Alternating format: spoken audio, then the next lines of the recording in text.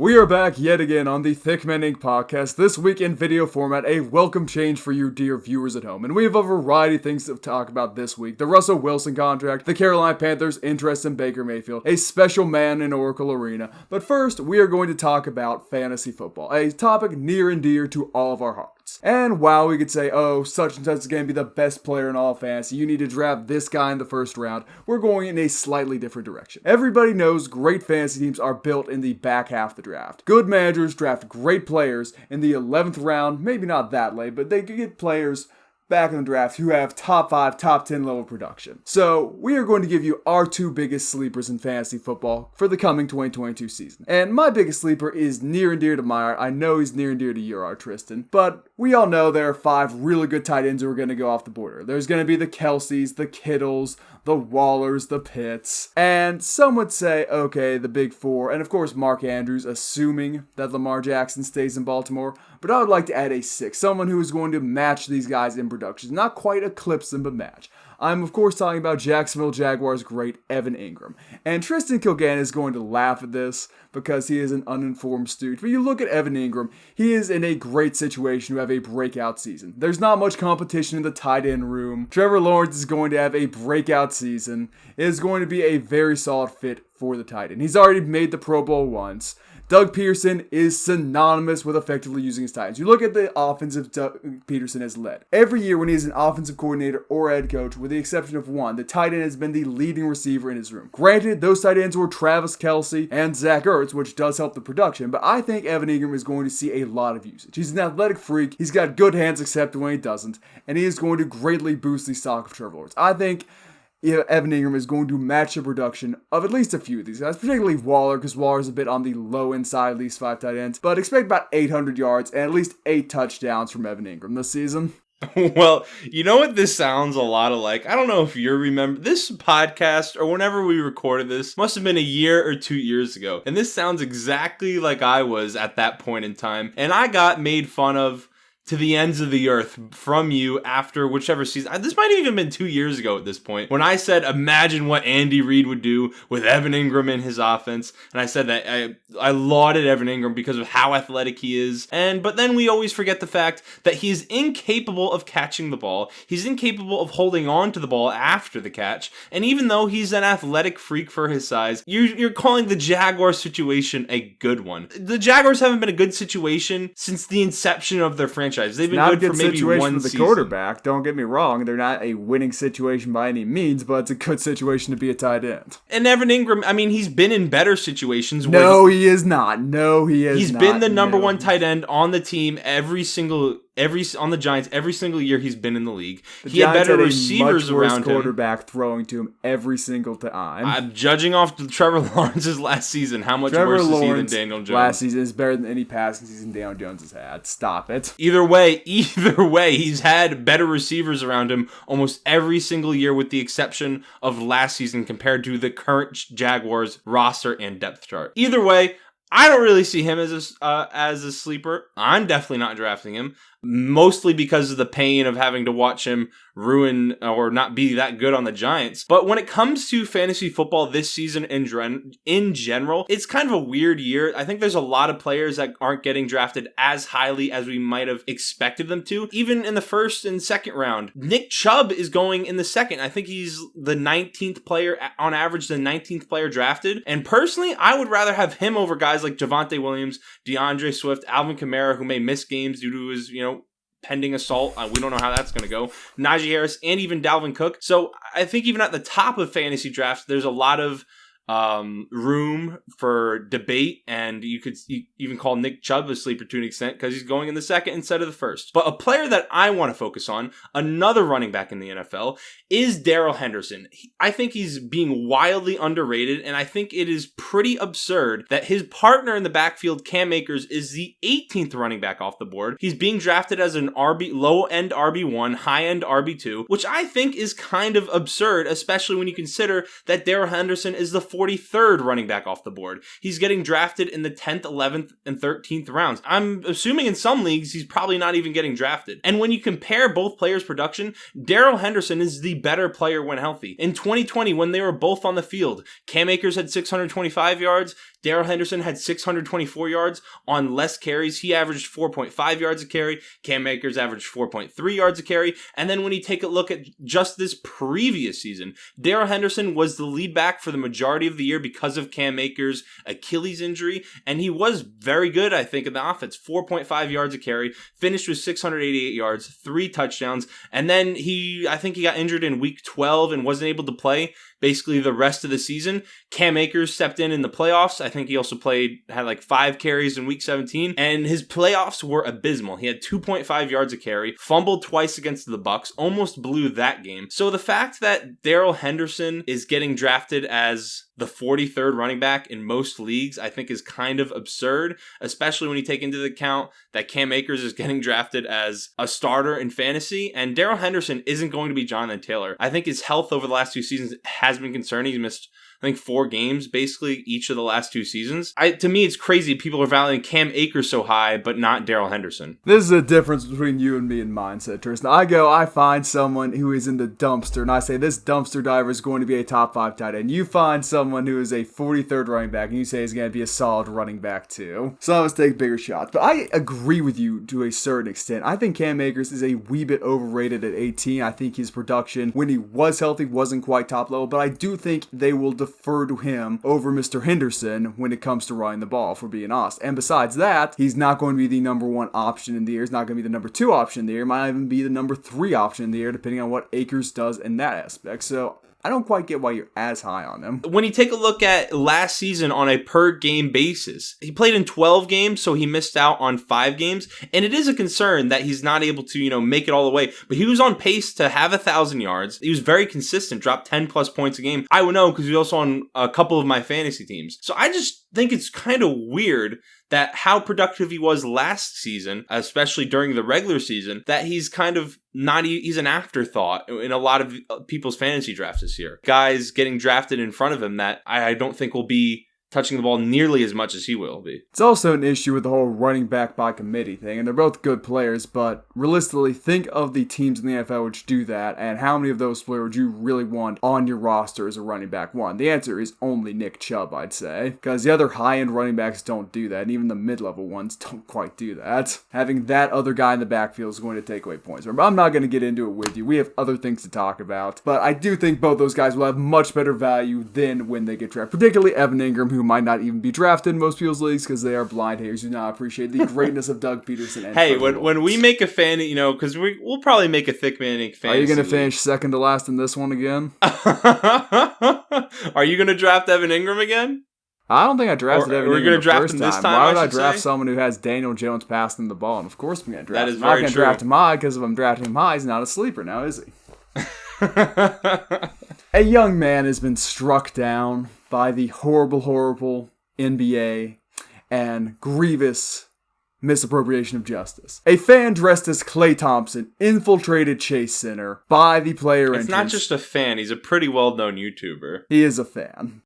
But a fan / pretty well-known YouTuber infiltrated the Chase Center, made his way onto the court, began shooting layups, and then was promptly caught by security, given a ban from the NBA, and not just the NBA, the Women's NBA, the G League. He's not allowed to go to any events at Chase Center at all. He can, however, go to other NBA arenas for events there. But I think this is horrible. I feel bad for this young man. He should not be banned. He should in fact be praised. And Patrick Beverley, in fact, has already hopped on Twitter to say, hey bud, if we can, next time the Warriors play the Timberwolves, we are going to get you courtside. This hero should be celebrated. He has done nothing wrong. It is not his fault security is incompetent. That being said, legally he absolutely broke the law. But neither here nor there. I'm a big fan of this type of tomfoolery and pranking. I myself tried to sneak into the Steelers stadium once. It did not go as well as this guy's attempt, but we will get into that later. Well, I found it hilarious that in his YouTube, well, he's much more famous than us, Big Daws was able to get onto the court for the NBA Finals, and his vlog came out from that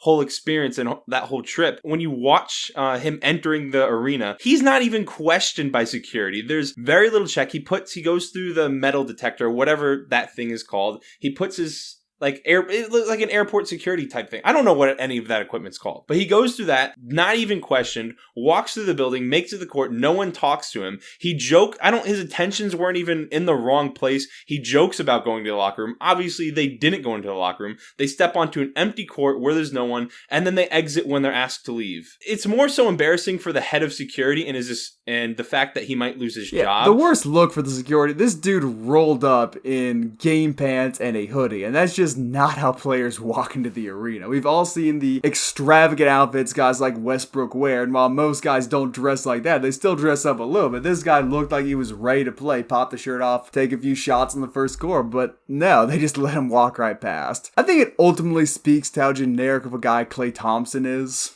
Not a particularly extravagant looker. He's 6'7", but still, this YouTuber I assume is not that tall, but I imagine a bit above average. Really just bad look for security, good look for content though. And at the end of the day, he will be unbanned at some point. Well, he's 6'5". That is pretty tall. That's almost as tall as Klay Thompson. I mean, he's a pretty close. If he was wearing lifts, then it becomes much more convincing. He's a pretty close Klay Thompson lookalike, but I think... Okay, let's not disrespect Klay Thompson like that. This guy's kind of ugly looking. I mean, he's as close as you're going to get when it comes to impersonators. He looks like Klay Thompson if he got locked in a golden corral for 2 months. That is also true. But what does this say about Klay? The fact that it was believable for the security that he's rolling up in game attire with a sweatshirt on, and they think that's him. Well, apparently Klay Thompson took it personal because he had his best game of the series, in my opinion, in Game 5. Made a bunch of three-pointers, which he had previously been missing. So maybe this guy's a net positive. The Warriors are undefeated when this dude sneaks in. So consider that if it comes back to Oakland for Game 7. Swiftly moving on. The Browns are apparently going to have a suitor come and make an offer for Baker Mayfield. The Panthers are desperate to get the young quarterback in by the time training camp starts. And to me, this is a clear indictment of the quarterback situation they got going on there, because Sam Darnold just is not the answer. Cam Newton will not be the answer they brought him back in. The rookie they drafted isn't going to be the answer, and Matt Rule is fighting for his life to win games. He knows he is on the hot seat. Another losing season, another failure of a season. He is out of there. So Baker Mayfield appears to be his best bet to actually win and maybe even sneak into the playoffs in the weakened NFC. The only issue is the front office clearly does not believe in Matt Rule. They drafted the quarterback they want to see running the team in the future, and they are not going to be willing to pay Baker's exorbitant contract. And the Browns, due to a certain someone with, I believe, 26 allegations now, kind of are holding on to Baker in the vain hope that he will be their starting quarterback, which is never going to happen again. But I think Baker would be a good fit for the Panthers. He would get an opportunity to fight for the starting job long term, and he may even win it. But they've got good receivers. The O-line's not bad, and the defense isn't bad. They're just one piece away. Well, by one piece, I mean Christian McCaffrey's knee not exploding, but... This move further proves the Panthers' incompetency to a certain extent, because they did not go ahead and trade for Baker Mayfield before the draft. They didn't go ahead and get him earlier on in the offseason so he can learn the playbook as fast as possible. And it makes me think that Matt Rule and the Panthers front office and the organization really thought that Sam Darnold in the building, and they thought that bringing Matt Corral to the building and PJ Walker, those are the guys that they have who are going to be the answer and save all of their jobs this coming 2022 NFL season, which is ridiculous. At least them saying that they're going to trade for him now is that they've acknowledged all those deficiencies. They're acknowledging that they don't even have a top 32 quarterback in the NFL. And Baker Mayfield, in my opinion, and I think in also yours, is at least one of the 32 best quarterbacks in the NFL and deserves a starting job.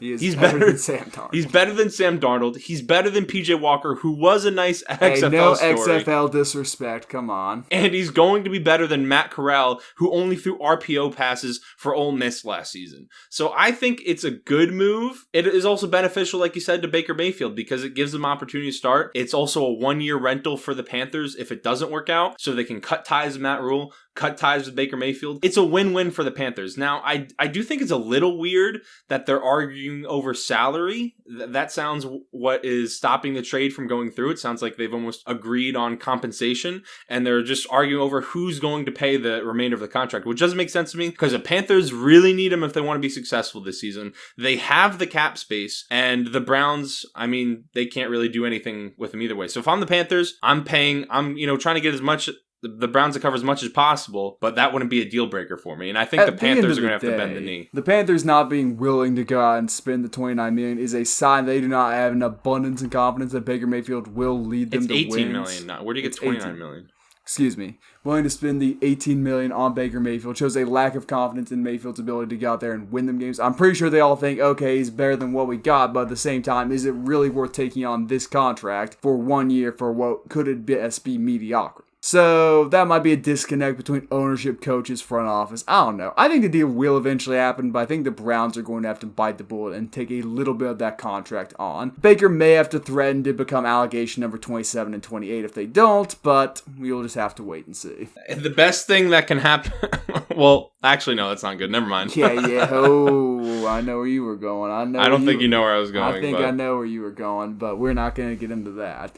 Instead, we are going to go to the mile-high city of Denver. Russell Wilson is asking for a contract, and not just any contract. What would be one of the biggest contracts in NFL history. 5 years, $25 million is apparently his asking price. And this is a Patrick Mahomes level contract, and everybody knows Russell Wilson ain't Patrick Mahomes. He ain't on that level by a good margin. Russ is borderline top 10 these days, certainly not top 5, and you compare him to someone who actually deserves that type of contract, the $50 million a year, it's not close. The only way this move actually happens because the new ownership is desperate to sign him, keep him long term, and they're trying to make a statement. That statement would be, hey, we're willing to spend money, come sign with us. We will pay our players. Not a very good statement, but hey. I don't think this contract will get done. It may be 5 years, $200 million, but it's not going to be 5 years, $250 million unless the ownership and front office just gets suckered into it by the brand. Well, Russell Wilson was one of the most coveted players this offseason that was on the trade block. He's been constantly talked about which team is he going to go to, and it was one of the biggest moves when the Broncos went ahead and traded for him, got him from the Seahawks. And when you think about this logically, him wanting 5 years, $250 million, it is absurd. He's not the best quarterback in the NFL. I personally don't think he's a top 5 quarterback in the NFL, but the NFL is in a logical place, especially when you take into consideration that the Browns still unfortunately exist in the NFL, and they paid Deshaun Watson $230 million guaranteed dollars with an average annual value of $46 million, with 26 pending sexual assault civil cases. So with those hanging over Deshaun Watson and the money that he got, and when you take into consideration that Aaron Rodgers is getting paid a guaranteed $50 million a year, and he's 5 years older than Russell Wilson, I think it almost seems like Russell Wilson is definitely going to get the 5-year, $250 million contract. Also because as long as fans continue to allow in stadiums and we don't have another COVID situation, knock on wood, the salary cap's only going to go up within the next 5 years. Even though it sounds absurd now, and it's crazy to think he's going to get paid more than Josh Allen, Patrick Mahomes, and some of the other elite quarterbacks in the NFL, I think he's going to wind up getting that money. The issue of giving this contract out, you mentioned Russ, and you compared the Aaron Rodgers and Deshaun Watson's contracts. Those two guys are both complete head cases, Watson much more than Rodgers, but they're also much better than Russ. Because if Deshaun Watson plays, I think you'd agree he's probably top 5. If Aaron Rodgers plays, he's definitely top 5. And Russell Wilson is at the absolute best, the third best quarterback, and maybe the worst quarterback in his own division. So compare him to his contemporaries and his peers. He's not as good as the other guys making that much money, but he will eventually get So who's better than Russell Wilson? And fuck, I'm thinking he's still in the Seahawks. Never mind. No. My brain farted there. I was like, what are you talking about? I had a brain fart. I got to get used to him being on the Broncos. Yeah, that's... You don't think Trey Lance is going to take a big step? Because I was like, who the fuck are you talking about? There's this guy in Kansas City who eats his steaks with ketchup, and there's this guy who gained 38 pounds in the offseason on the Chargers. He's a big boy. Beefy man. But anyway, completely lost the train of thought. Derek Carr is just as talented as Aaron Rodgers, so...